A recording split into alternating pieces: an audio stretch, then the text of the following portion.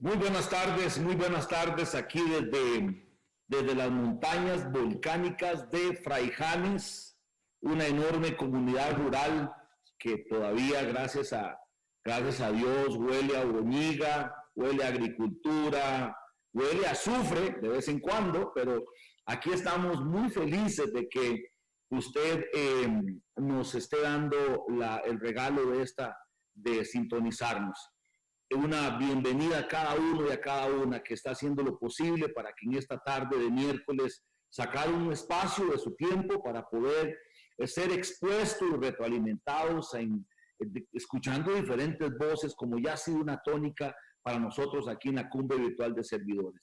Este grupo, particularmente Cumbre Virtual de Servidores, está ya conformada con casi 150 pastores y líderes de 17 naciones, y que nos juntamos virtualmente cada vez que podemos para, una vez más, poder ser enriquecidos a través de la experiencia, del bagaje, del conocimiento, de caminantes del camino, que por muchas cosas y razones pues nos han adelantado en su experiencia, y que con base en esa experiencia es que hoy vienen a proponernos cómo nosotros podemos ser mejores seres humanos.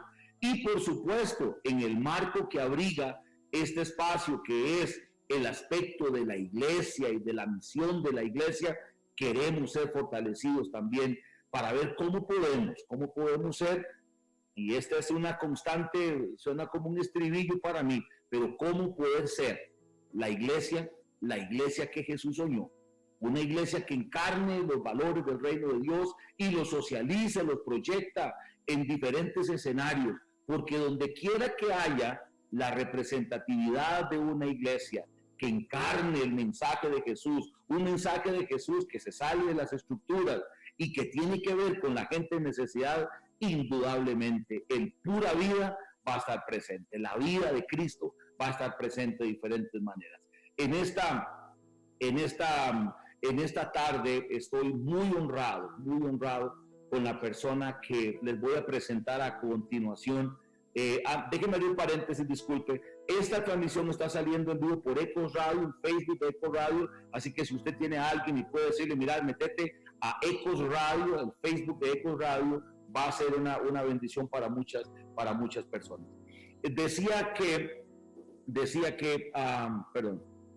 la persona que hoy nos va a acompañar en esta transmisión como conferencista debo agradecer en principio a la persona que es la culpable material, intelectual, relacional y todo lo demás para que pudiéramos hacer este acercamiento. Ahora la señora Grace Derness, alguien a quien admiro, quiero muchísimo, y a través de ella me presentó a don Harry Stackman, que es la persona que en esta tarde va a ser el facilitador principal de nuestra videoconferencia hoy, que tiene como título Liderazgo en Crisis. Encontrarme yo frente a los atestados y al currículum del señor Harry, pues es abrumador por todas las cosas que la vida y que Dios le ha permitido contribuir, pero yo quisiera partir para presentarlo de lo más básico. Y para mí lo más básico, lo más fundamental, es decirle que es abuelo de 5 nietos, que tiene 2 hijos y que su esposa se llama Sally, ¿verdad? ¿Es así? O Sadie. Esta es la familia, esta es la columna vertebral que tiene don Harry. Paralelamente a eso, tiene 2 doctorados en Harvard, uno como abogado y otro también como finanzas internacionales. Ha sido académico del INCAE por más de 10 años. También es profesor o fue profesor de la Escuela de Negocios de Harvard, entre un sinnúmero de otras labores que con la vida ha desarrollado. Así es que cuando nos exponemos a personas de este perfil, de este nivel, debemos con una actitud humilde bajar todas nuestras defensas y decir, subordinarnos a lo que hoy el señor Harry nos va a querer decir. Liderazgo en crisis. Lo que hoy está pasando en el mundo, lo que hoy está pasando usted en su vida, en su negocio, en su iglesia, en su área familiar, requiere de liderazgo. ¿Y quién más para que nos oriente que el señor Harry Stackman? Bienvenido, don Harry. Gracias por haber aceptado nuestra invitación. Bienvenido a la Cumbre Virtual de Servidores. Muchas gracias, Roy. Realmente para mí es un honor tener la oportunidad de hablar con ustedes. Les felicito no solo por su labor en la iglesia, pero la forma en que salen a realmente ayudar a sus comunidades. Como dijo Roy, en una de mis vidas he sido profesor, y como profesor del método de casos me siento mucho más cómodo haciendo preguntas que dando conferencias. Así que me gustaría empezar haciendo 3 preguntas, y si tienes un pedazo de papel, creo que sería útil que lo apuntas sus respuestas. No sé, Roy, si hay una manera que ellos te lo pueden mandar, pero me imagino que sería interesante para ellos saber un poco cómo sus respuestas compararon con los de otros. Si me hace el favor de poner la primera pregunta. Con mucho gusto.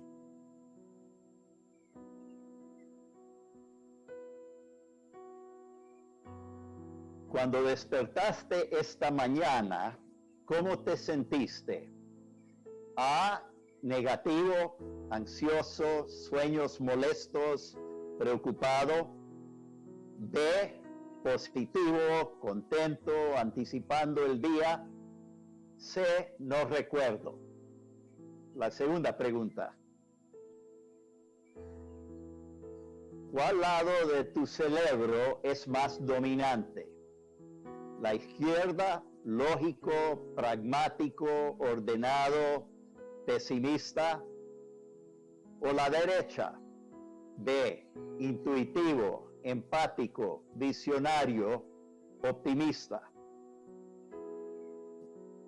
La tercera, ¿cómo está afectando la crisis actual a tu comunidad? En nuestra comunidad hay necesidades urgentes de comida, atención médica, seguridad. B, estamos golpeados económicamente, pero todavía no en crisis urgente. C, actualmente la crisis en varias áreas nos ha afectado positivamente. Gracias, Roy. Y si hay una manera de haber apuntado sus respuestas y mandarlo a Roy, a mí a lo menos me interesaría mucho saberlos. Voy a empezar hablando, me he tocado en la vida tal vez 3, 4 crisis grandes, 2 de ellos voy a hablar en la presentación, pero una de las cosas que he aprendido es que cada crisis realmente es bastante diferente. Podemos aprender del pasado, pero la realidad es que cada crisis es diferente. Un terremoto no es lo mismo que una guerra, ni tampoco como un pandémico. Pero más importante, lo que he visto es que cada crisis afecta a cada persona o cada grupo en una forma diferente.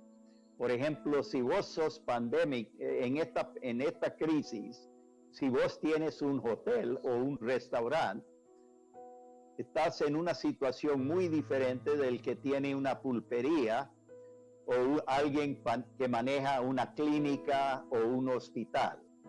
Entonces, básicamente nos afecta diferente.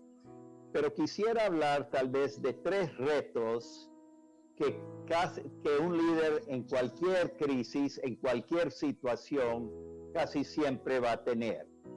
Y le voy a pedir de nuevo, Roy, poner el resumen de estos 3 que va a ser el tema de hoy, y más tarde voy a contarles un cuento de mi vida de cada uno. Muy bien, don Harry, si tú me lo permites, le puedo leer algunas de las respuestas que ya alguna gente está enviando, ¿le parece? Ok, dice muy bien. Aquí doña Francela Chaverri nos dice: cuando me desperté esta mañana me sentía positiva. ¿Cuál de tu lado cerebro es más dominante? Dice el de la derecha. ¿Cómo está afectando la crisis actual mi comunidad? Y marca la número 3. Por aquí, desde Brasil, alguien que respeto mucho, don Arturo Meneses, dice: amanecí positivo, predomina el lado derecho de mi cerebro, La situación en Brasil es complicada, está afectando a muchas personas. Desde Guatemala nos están diciendo positivo, el izquierdo y el número 3. Noilin Artavia, aquí de Costa Rica, dice positiva, el lado izquierdo y el número 3. Así es que ya la gente está... Variedad. Ok, qué bien, qué bien. Excelente. Te comparto el PowerPoint. Sí, el primer reto lo llamo autocontrol. Hay un dicho que me gusta mucho: uno no puede liderar a otros si no puede manejarse a sí mismo. Y quiere decir controlar su miedo, pensar claramente, comunicar bien, planear realísticamente. El segundo reto es comportamientos efectivos. Hay un dicho en inglés, no sé cómo traducirlo: people don't care unless they know you care. La gente no te va a seguir a menos que sepan que usted realmente está preocupado por ellos. Tienes que ser confiable, capaz, energético, empático. Y la tercera: toda crisis requiere ajustes estratégicos. Una crisis casi siempre trae un enorme aumento en las necesidades, a la misma vez que los recursos están muy reducidos. Y esto hace necesario un cambio en estrategia. Muchas veces la solución tiene que ser creativa y hasta audaz. Gracias, Roy. Hablemos del primer reto: autocontrol. A 15 años aprendí un secreto que me ha servido por más de 65 años y te lo voy a dar hoy como un regalo. Conseguí una beca a una escuela pequeña privada en Florida. En esa escuela, cada año, cada estudiante tenía que dar una declamación frente a todos. Mi nombre sería llamado. Tendría que dejar mi asiento, caminar por el pasillo con los ojos de 250 profesores y estudiantes en mí, subir los escalones sin tropezar, caminar hasta el centro, volverme a enfrentar la audiencia y desnudo, sin atril, hablar de memoria sin olvidar ni una palabra. Sentía un enorme pánico. El día llegó.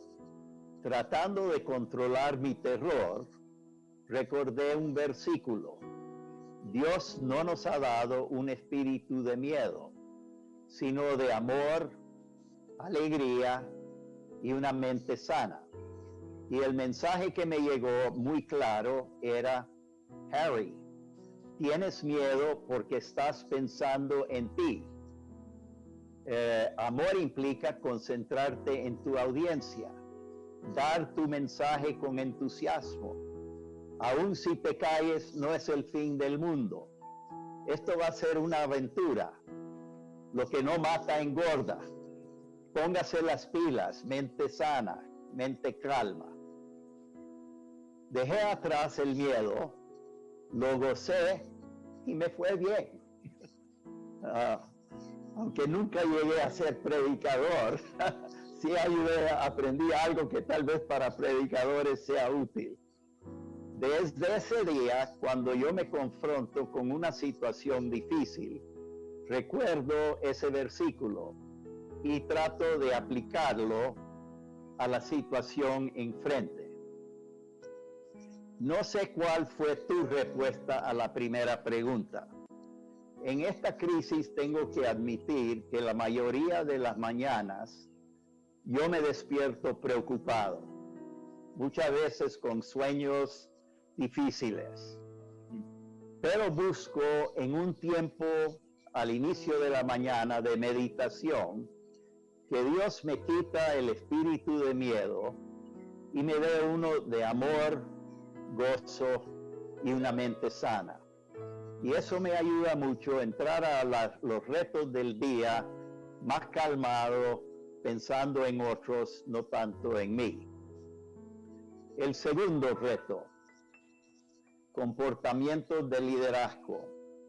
En la década de los 80, exalumnos míos de INCAE, liderando empresas en la violencia de las guerras civiles, la inflación galopante y la depresión económica severa.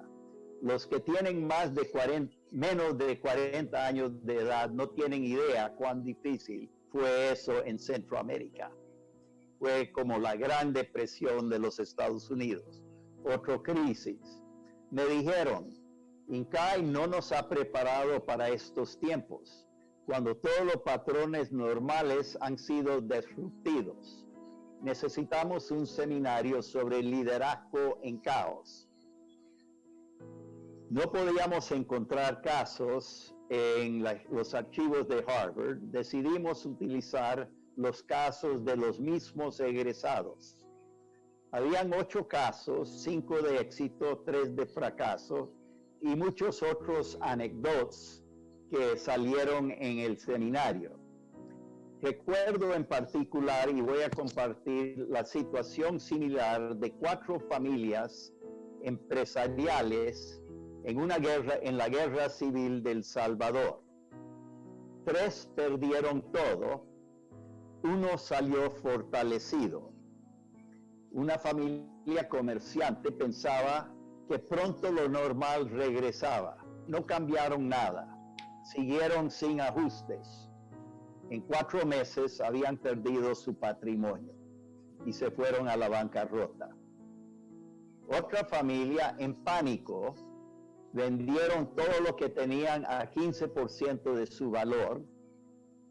Se fueron a Miami sin ningún plan de recuperación y años después, todavía amargo, murieron. La tercera familia estaba en medio de construir un edificio grande. No podían decidir qué hacer. Parte de la familia decía, debemos de vender aunque en gran pérdida y a lo menos preservar el patrimonio que tenemos. El otro grupo decía, no, tenemos que terminar el edificio rápidamente, invertir para terminarlo, alquilarlo a una renta baja, pero en años este edificio va a tener un gran valor y no va a llegar a ser el patrimonio. Desafortunadamente no se pudieron poner de acuerdo y como compromiso, o sea, entre los dos, lo que decidieron hacer es reducir el ritmo de construcción a la mitad. 2 años más tarde, habían agotado el patrimonio, no estaba terminado el edificio, no estaba alquilado. Ellos también perdieron el patrimonio. 3 casos de fracaso por falta o de realismo, demasiado optimismo, o demasiado pesimismo negativo, o de parálisis. Los 3. La familia que tuvo éxito decidió en una estrategia totalmente nueva. Su hijo mayor, activo en el negocio, había sido matado en un intento de secuestro. Tenían entre sus negocios un hotel de 11 pisos. Su estrategia fue llevar la familia a Guatemala para seguridad, pero no abandonar el país. El padre y segundo hijo regresaban regularmente para manejar los negocios. Fueron muy transparentes con toda su gente, explicándole la situación. No le ocultaron nada. Y la estrategia, decidieron cerrar 8 pisos del hotel y reducir el punto de equilibrio a 13%. Para pastores que no saben lo que es un punto de equilibrio, es el porcentaje de cuartos a la cual pueden cubrir todos los gastos, que normalmente en un hotel anda por 60 o 70%. Reducirlo a 13 era casi imposible, pero lo hicieron cerrando 8 pisos. mantuvieron sus mejores empleados, pero ayudaron al resto hasta donde podían. Les prometían prioridad de empleo cuando regresaba demanda. Y cuando la demanda empezó a regresar, abrieron el cuarto piso, el quinto piso, luego el sexto piso y fueron el primer hotel a realmente restablecerse en el capital del Salvador. En el seminario, después de discutir los 8 casos, y no voy a entrar en ellos, la situación de cada uno, qué hicieron los ejecutivos, cómo lo hicieron y los resultados, nosotros preguntamos qué era la diferencia entre los líderes exitosos y los que fracasaron. Y déjame ponerle en la filmina las conclusiones de los incaístas que estuvieron en el seminario. ¿Me puede dar el primero, Roy?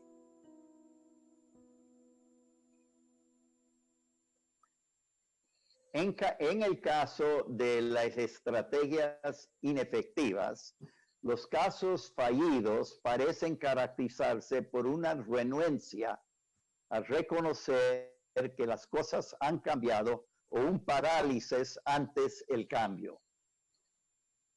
En los casos efectivos salieron 4 cosas bien interesantes. En las estrategias exitosas hay creatividad, audacia y anuencia a experimentar con soluciones no convencionales.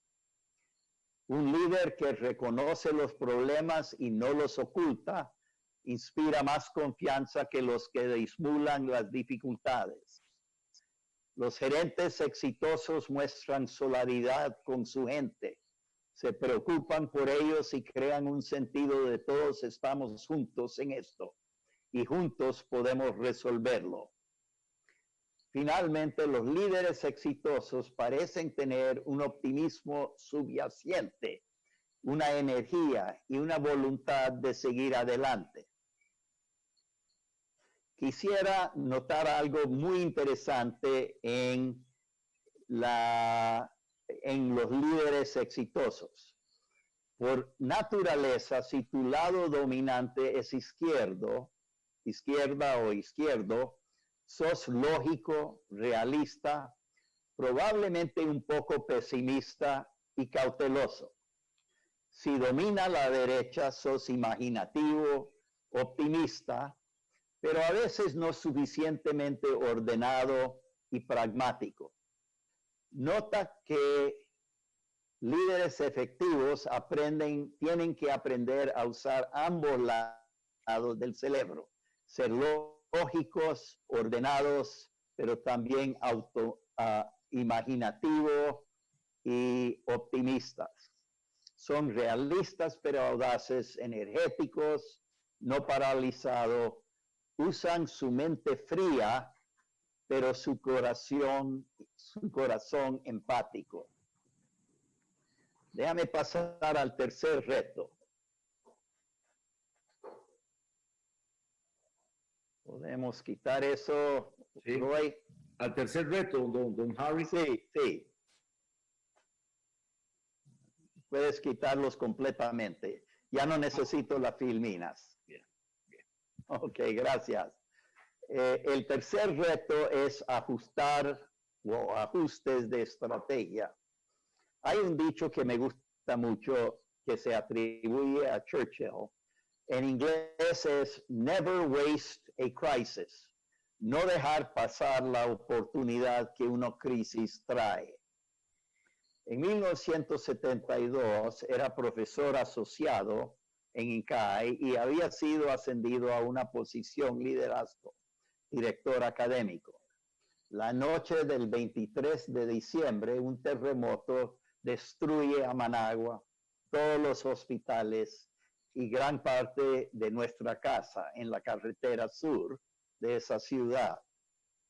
2 días después, regresando de Costa Rica, donde había evacuado mi esposa para dar luz a mi hijo, estaba muy preocupado. Varios en la facultad estaban convencidos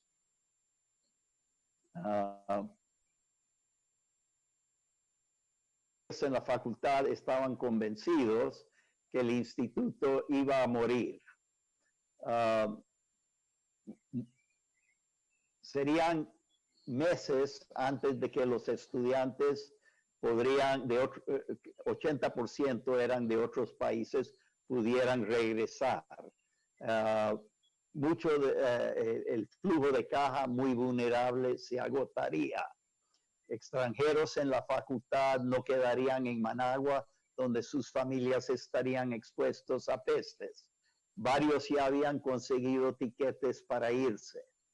Conduciendo por Guanacaste hacia Nicaragua, deprimido, me vino una idea estratégico audaz.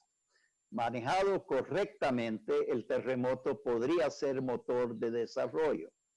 La principal capacidad productiva de Nicaragua era agrícola y eso no había sido afectado. La reconstrucción demandaba mucho mano de obra. Podría solucionar gran parte del problema de desempleo. La escasez de divisas para importación sería solucionado por asistencia técnica, motivado por el terremoto. SINCAI ayudaba a Nicaragua a planear la reconstrucción. Podríamos introducir una serie de reformas de eficiencia y aún fomentar la democracia. Muchas de las oficinas gubernamentales habían sido destruidas, pero nuestro campus estaba intacto. Podríamos albergar al ministro de Planificación y prestar parte de nuestra facultad al gobierno. Llegamos a Managua y esa noche y durante el día siguiente visitamos a todos los miembros de la facultad. Ellos acordaron diferir sus planes personales hasta una reunión de facultad la tarde siguiente. En esa reunión, la facultad discutió la situación, las opciones y decidimos en una estrategia y nos organizamos para implementar esa estrategia. Nos organizamos en 3 grupos. Un equipo solucionaría las necesidades básicas de alimento, de agua, de seguridad de todas las familias. Un segundo grupo se pondrían en contacto con cada estudiante y organizaría abrir clases a la mayor brevedad posible. Y el tercer equipo ofrecería nuestro campus y servicios al gobierno para evaluar los daños, identificar las necesidades de ayuda externa y planear la reconstrucción. Esa noche, el rector y yo visitamos la finca de Somoza, sabiendo que funcionarios internacionales llegaban a visitar Nicaragua el 2 de enero. Ofrecimos al presidente Somoza albergar al Banco Central y el ministro de Planificación Económica en el campus y ayudarlos a preparar un informe para los visitantes. Aunque inicialmente sospechoso, Somoza aceptó la oferta. Los 4 días siguientes, un equipo de 20 funcionarios del gobierno y 10 miembros de la facultad trabajamos 24 horas al día para preparar la evaluación de daños y plan de reconstrucción. Un estudiante con avioneta ofreció volar por encima de la ciudad tomando fotos. Otro grupo armó un mapa aéreo para medir los daños físicos. 2 miembros de la facultad prepararon un modelo macroeconómico para estimar las necesidades. Otros grupos prepararon planes sencillos para cada sector, cómo romper los cuellos de botella en la construcción, cómo reactivar la industria, cómo estimular la agricultura. Mi tarea era unir todas estas piezas en un documento que terminó siendo 24 páginas. Al ocaso del 1 de enero, regresamos nuevamente al recinto de Somoza. Nos llevaron al salón principal lleno de generales y ministros. El rector hizo una introducción y me pidió dar la presentación. Cuando terminamos, después de un silencio, Somoza dijo, estoy asombrado por lo que han hecho en tan poco tiempo. Su plan tiene mi apoyo total. Quiero que haga esta misma presentación a los visitantes mañana. El reporte del día siguiente tuvo un impacto similar. Los expertos visitantes lo incorporaron casi verbalmente en sus informes.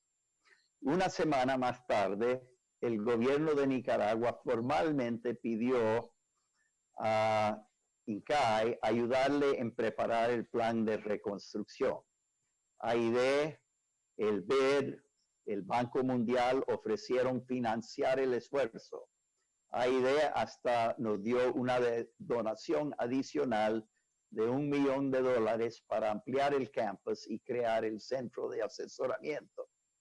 Y el programa de Masters abrió 2 años más tarde, 2 meses más tarde, sin perder ni un estudiante ni un miembro de la facultad.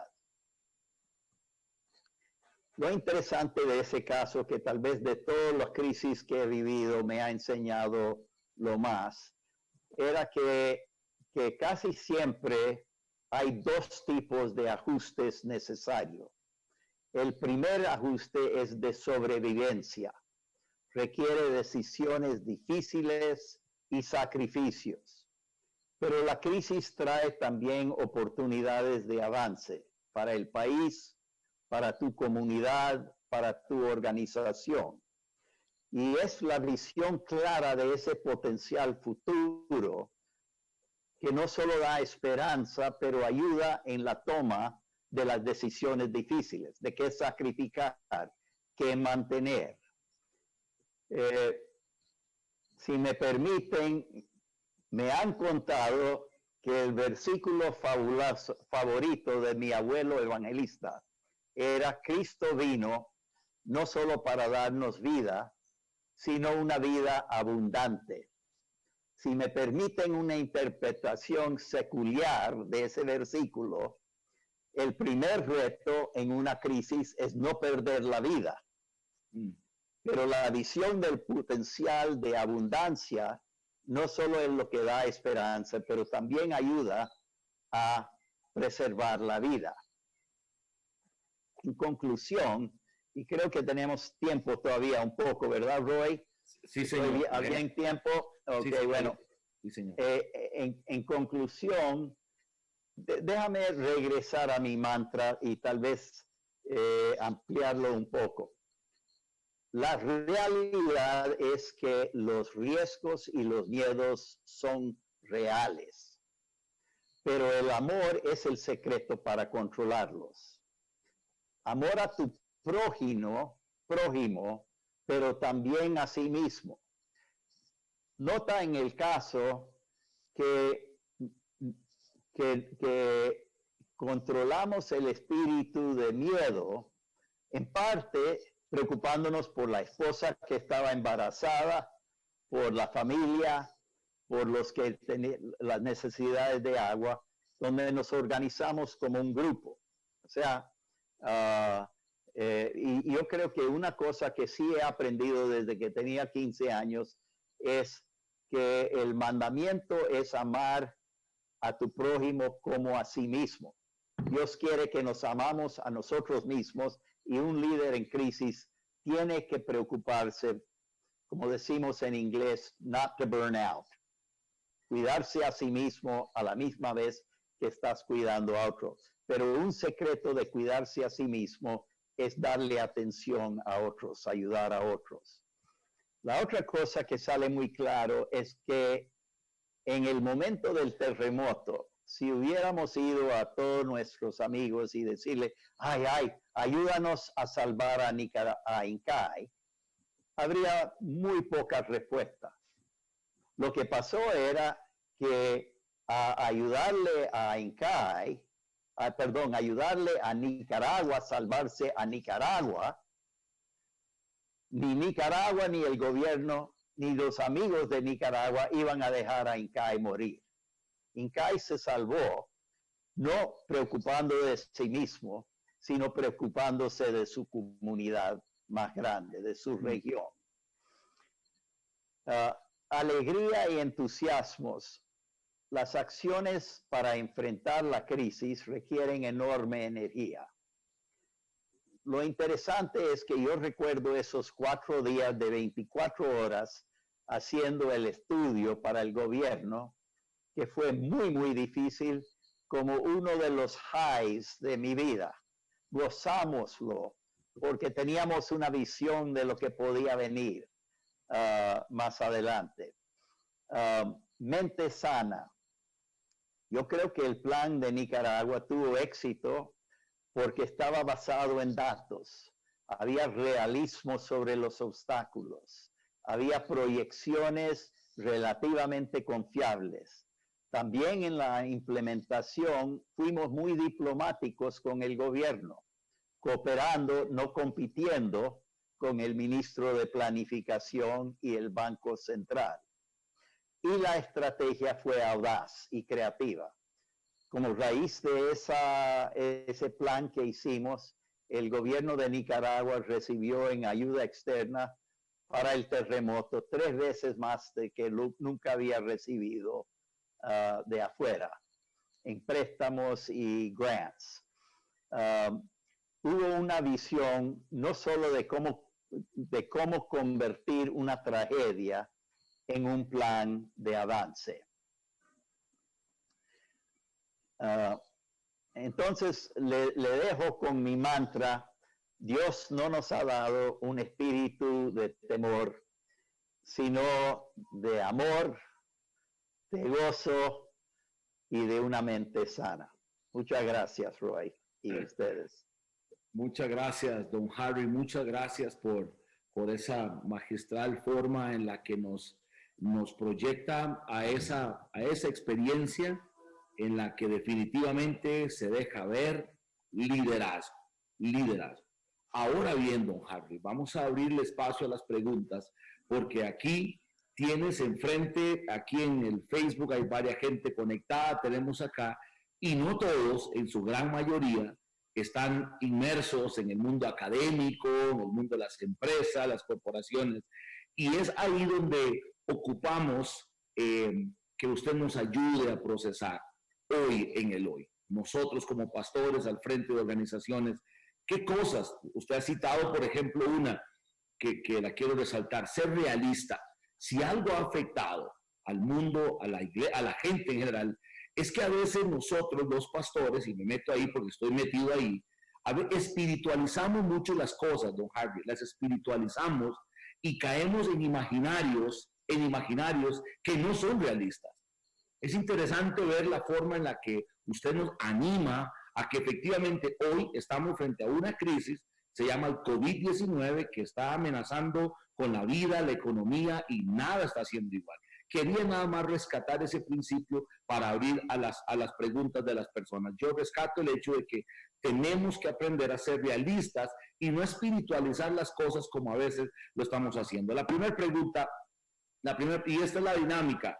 Quienes quieran hacer una pregunta a don Harry, levantan la mano, ahí tienen una forma de hacerlo en sus monitores, de sus celulares o sus computadoras, y directamente usted le va a hacer la pregunta. Aquí también en las redes sociales, si alguien quiere hacer una pregunta, la puede hacer, pero aquí tenemos a alguien, a Arturo Meneses, don Harry, que le pregunta: sin duda que las crisis ponen a prueba la esencia del liderazgo. Mi pregunta al facilitador es: ¿cómo cree que la fe y la espiritualidad ayudan a no una respuesta efectiva de liderazgo? Esta pregunta viene desde Brasil. ¿Cómo es que la fe ayuda a tener una respuesta o es un obstáculo? Es así. No lo entendí muy bien. ¿Cómo cree que la fe y la espiritualidad ayudan o no a una respuesta efectiva de liderazgo? Creo que Arturo está por ahí, puede ampliar. Ok. Mire, déjame tal vez empezar diciendo, vengo de un mundo empresarial. Sí fui profesor, pero era por 10 años. por más de 30 años he estado en consultoría, invirtiendo en empresas, manejando. Entonces mi mundo es el mundo de negocios, y uno de los miedos que le dije a Grace cuando me dijo haga esto es que yo no sé si mi experiencia va a ser tan relevante para ustedes, pero lo que yo diría es que en mi experiencia parte de controlar el miedo es que si uno tiene un miedo, como usted estaba diciendo, lo que en inglés llamamos undifferentiated anxiety. Tengo miedo, pero no estoy seguro. Una de las cosas que más útil yo encuentro es convertir ese miedo en una lista de los riesgos y de las dificultades y obstáculos. Número uno. Segundo, casi siempre eso requiere ir y hablar con la gente que tiene el problema. O sea, get proximate, como decimos en inglés. Uh-huh. Me parece a mí que lo que yo encuentro es que una vez que uno tiene una lista explícita de los problemas, uno se calma mucho más, ya no son tan difíciles de hacer. En mi vida, como usted puede ver de los versículos que son parte de mi mantra, el mundo espiritual, la energía, la fe que yo tengo me ayuda mucho.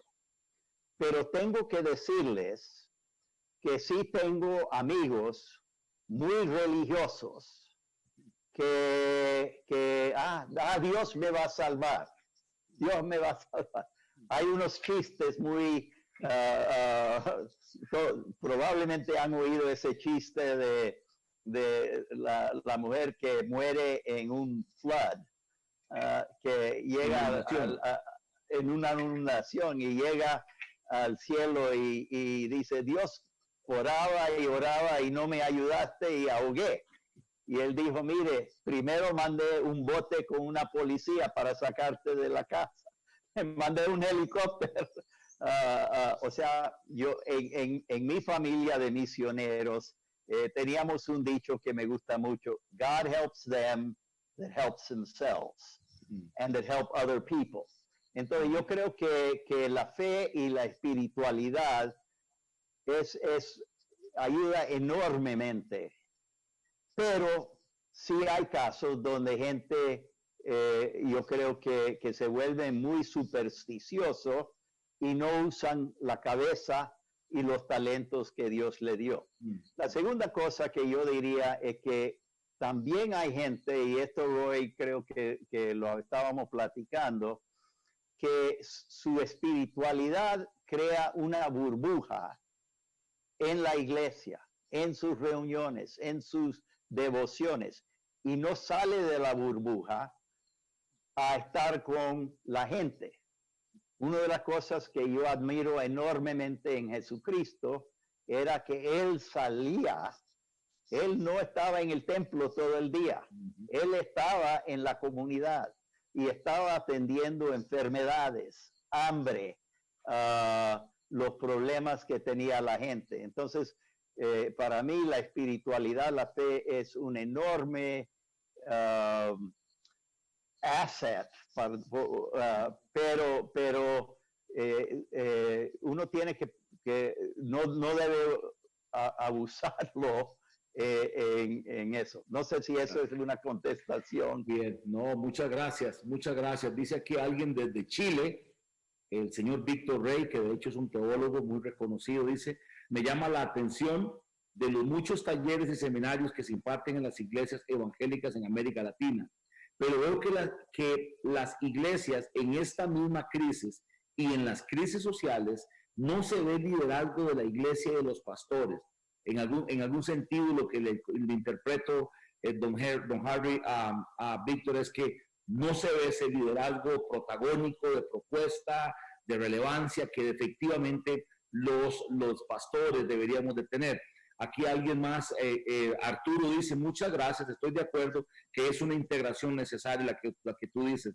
Luisa Sofeifia dice, los líderes eclesiásticos deben sacar adelante a la iglesia en esta crisis, deberíamos aprovechar el momento. Y aquí esto me lleva a un comentario y quizá plantear una pregunta, ¿cuál es el balance entre ser ordenado administrativamente y ver ese punto de equilibrio que bien lo explicabas antes y la fe, ¿verdad?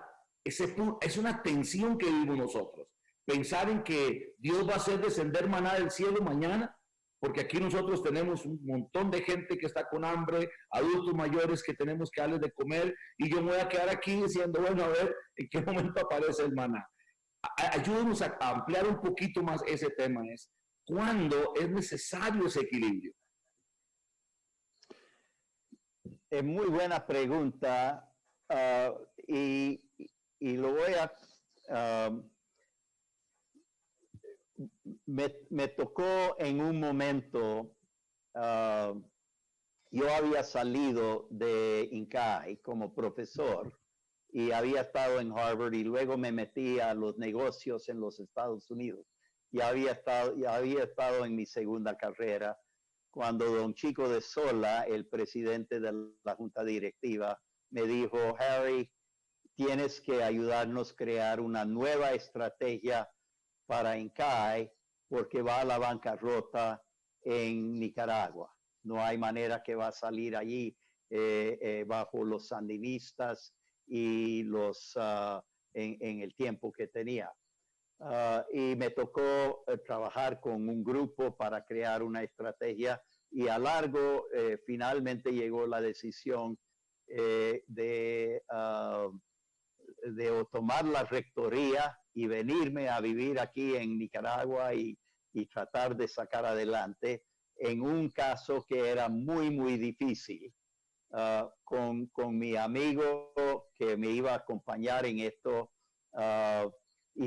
habían 10 cosas en la estrategia que tenían que funcionar para salvar a la institución. Cada uno creíamos que era factible, tenía más de 50, 60% probabilidad de que lo podríamos cumplir. Pero cuando uno calculaba la probabilidad de que los 10 se dieron, había solo un 7% probabilidad de que íbamos a tener éxito. Y mi compañero dijo, ¿cómo puedo llevar mi familia a Nicaragua y correr el riesgo si solo hay 7% probabilidad de éxito? Y lo que le dije era, INCAI es un enorme activo. Usted tiene 1 o 2 años de tu vida, es el costo. El payoff es salvar una inversión de más de 50 millones, una institución única en la región. Y a veces es mejor fracasar intentando algo importante que tener éxito en algo que no vale la pena.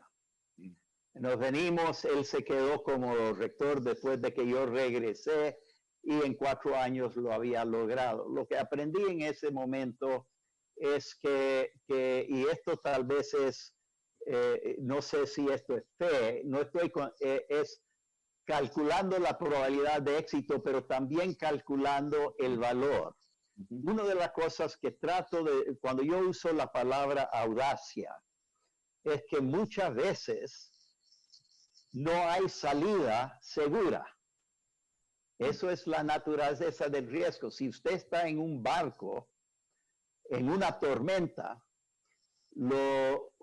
puedes salir yendo con las olas, puedes salir yendo, pero no hay seguridad. Lo importante es tomar una estrategia y a veces lo más audaz tiene el chance y puede uno correr el riesgo de más audaz porque ¿qué es la alternativa? Vamos a perder de todos modos. Let's try it. Entonces, te estoy dando una respuesta secular, pero creo que es muy similar. Tal vez una de las palabras que me gusta mucho, muchos de nosotros confundimos fe con esperanza. No conozco tu teología a todos aquí exactamente, pero un amigo mío me mandó un dicho que me ha gustado mucho. dice, Dios no nos ha prometido protección del hambre, de la enfermedad, de accidentes. Todos nosotros vamos a en la vida tener esos. Lo que Dios nos promete es acompañamiento. Y ese acompañamiento es lo que da esperanza. Entonces yo tengo fe que estoy acompañado y que al final del día lo que pasa va a salir bien. Pero no tengo fe que necesariamente los resultados van a ser los que yo espero. Eso no es mi responsabilidad. Mi responsabilidad es hacer lo que puedo. Entonces, en el caso de la maná del cielo, si la gente tiene hambre, let's figure out a way to get them food. Vamos a buscar la manera de darle. Y el milagro es que si nosotros lo estamos haciendo. La otra cosa que voy a decir es que no lo dije en la presentación, pero que he aprendido, es que a veces pensamos como líderes que nos toca a nosotros la solución. I have to solve the problem, como dicen. Sí. Mi esposa muchas veces me conoce. Yo soy un problem solver. Ese es entonces ella me llega y me dice, Harry, tengo un problema, pero I don't want you to solve it. I want you to listen. Yo no quiero que usted lo solucione, quiero que usted lo escuche. Lo escucha. O sea pero yo creo que hay una realidad ahí que muchas veces el líder no es que él lo soluciona, él empowers, ¿cómo se dice? Empodera, escucha, la estrategia sale del mismo grupo y es la energía de ellos que sale adelante. Entonces, no sé. Muy bien. Muchas gracias. Vean lo que dicen acá. Aquí tenemos a alguien que también es una persona muy académica, un pastor también, Lubin Areas. Dice, hermoso testimonio. Escucha esto, don Harry. Dice, tenía 6 años para entonces, viviendo las consecuencias del terremoto en Nicaragua. Destrucción total de nuestra casa en Managua, pero vimos la forma intencional y planificada del país, al punto que Nicaragua llegó a ser, entre comillas, el granero de Centroamérica. Y pienso que esto estuviera unido a lo que usted pensó, don Harvey. Entonces, aquí tenemos a alguien, qué bueno.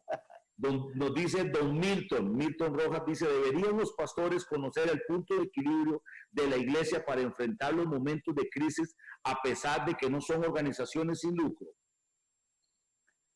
Creo yo que sí. Y yo creo que en esto hay muchos versículos en la Biblia. No creo que, si recuerdo bien, alguien no se mete a construir una casa sin haber contado el costo.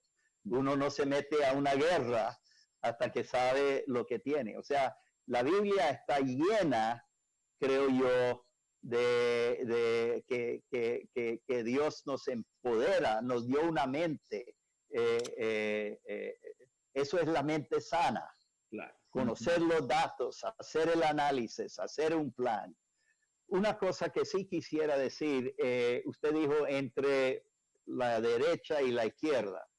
Es muy difícil para la mayoría de nosotros, no somos muy balanceados. Conozco muy pocos líderes que son igual de buenos como administradores y como estrategas, como optimistas y como...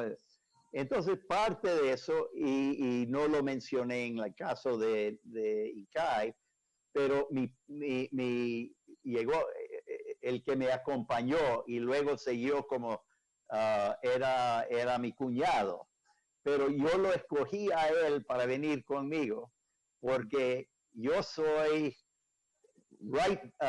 el intuitivo, el right brain, derecha, y él es muy izquierdista. Entonces éramos un muy buen equipo.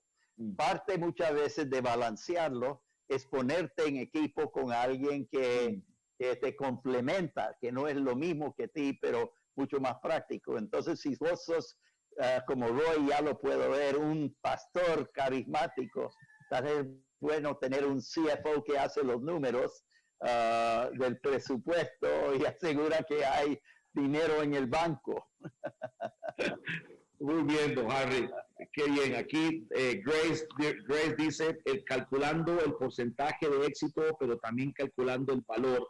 Esto es saber tomar riesgos. Desde Colombia dice, don Javier Barco dice, saludos de Colombia. Considero que un problema grande en estos momentos es que no tenemos herramientas sociales para saber qué hacer en esta clase de crisis o en crisis como las que el expositor nos comparte.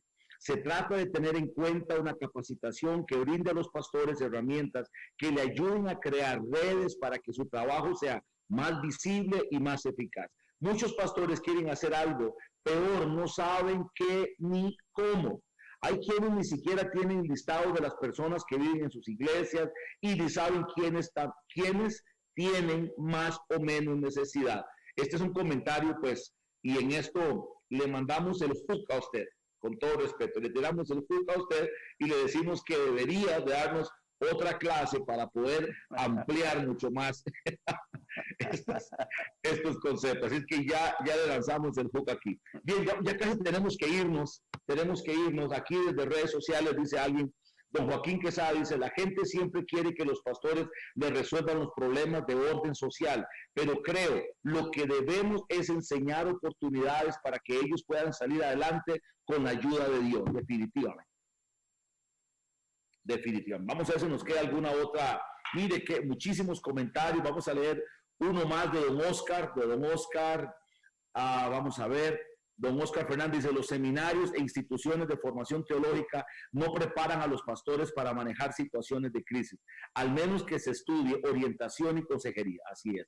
Además, no hay formación donde se conecte realidad con su teología. Entonces, cuando nos topamos con situaciones como estas, muchos quedan al no saber cómo actuar. Doña Rita dice, la pastora dice, creo que esta crisis también es la forma en que Dios nos está empujando a innovar, crear y impactar y empoderar verdaderamente a los discípulos para alcanzar la posición que Dios les ha dado.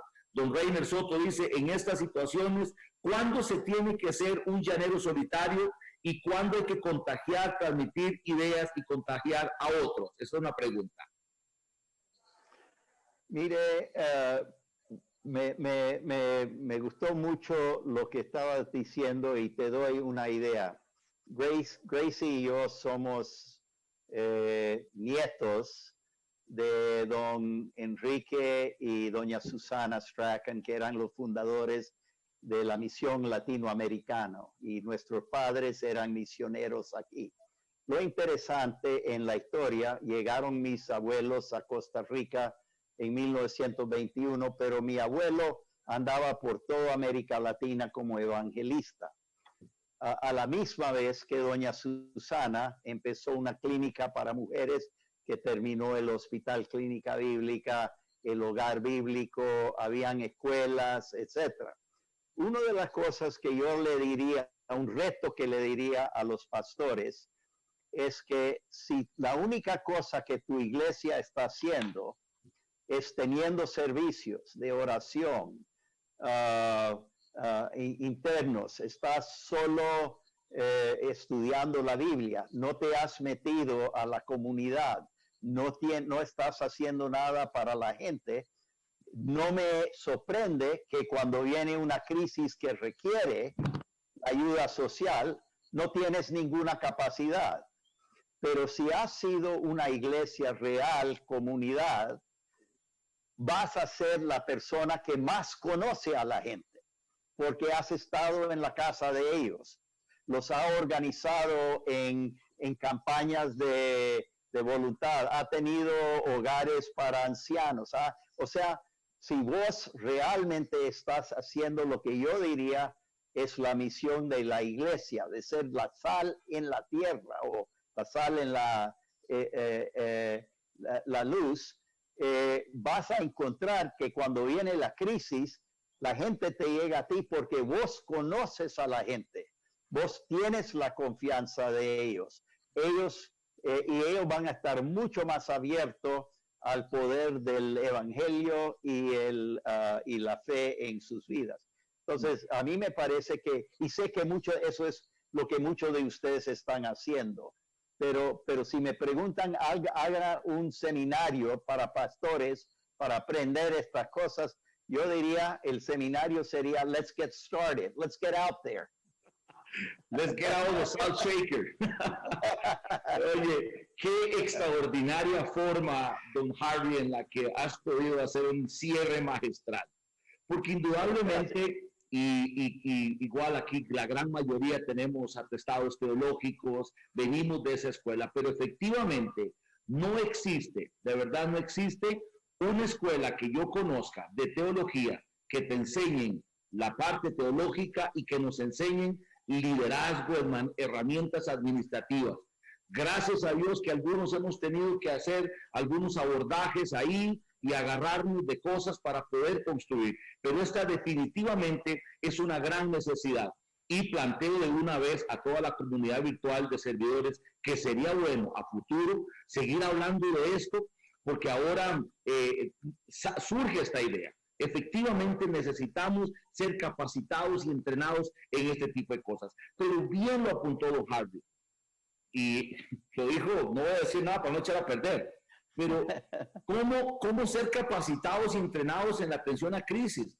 Bueno, caminando con la gente, viviendo encarnado, siendo uno con la gente. Es que Jesús hacía agenda, no desde un escritorio fancy como algo como esto, no, Jesús hacía su agenda caminando con la gente, y en ese peregrinaje del tú a tú, caminando con la gente, su agenda se iba construyendo y los milagros se iban dando de manera orgánica. Don Harvey, el tiempo se nos ha ido y quisiera darle a usted unas últimas palabras para que se despida de la audiencia. Realmente que hemos disfrutado esto. A todas las personas que están por ahí, esta conferencia quedó totalmente grabada y en el transcurso de hoy y mañana se las voy a enviar. Don Harvey, por favor, denos su despedida y recuerde, nos vemos pronto. Mire, voy a terminar muy sencillamente repitiéndome. Dios no nos ha dado un espíritu de terror o temor, sino de amor, de gozo y de una mente sana. Y que Dios les bendiga y gracias por todo el trabajo que están haciendo para el pueblo. Gracias. Gracias, don Harvey. Gracias, Grace, por haber dado esta conexión. Ya hemos hablado 3 o 4 veces, don Harvey y yo, y cada vez que hablo con él se me llenan las notas de frases y palabras, porque indudablemente los más beneficiados somos nosotros. Quiero agradecer a las personas, a usted que nos ha sintonizado. Este es un esfuerzo que hacemos. No tiene la bandera de una iglesia ni de nadie, como un caminante más. Tenemos esta cumbre virtual de servidores que lo que está haciendo es propiciando encuentros como estos. ¿Por qué? Porque efectivamente hay esperanza para nuestras comunidades en el tanto la iglesia, usted y yo asumamos los roles que la sal y la luz nos demandan como agentes de cambio. Les quiero anunciar que para el próximo viernes a las 4 de la tarde, este viernes de esta semana, a las 4 de la tarde, tenemos al doctor Samuel Payán, conocido por muchísimos de ustedes, biblista, teólogo, y él va a estar hablando acerca de esto, Jesús de Nazaret y la espiritualidad. Así es que yo les animo a que por favor nos sintonicen. Vean, estos son esfuerzos gratuitos. Le agradezco a don Harvey porque esto no ha representado ningún honorario. Estamos haciendo todo, sirviendo la mesa para que cada uno de ustedes pueda aprovechar lo que aquí esta cumbre virtual de servidores está facilitando para todos. Así es que Dios les bendiga, les envío un abrazo virtual sin COVID-19. No tengan miedo en mis abrazos. Que Dios les bendiga, nos vemos el viernes. Don Harvey, gracias a todos, que la pasen todos, pura vida.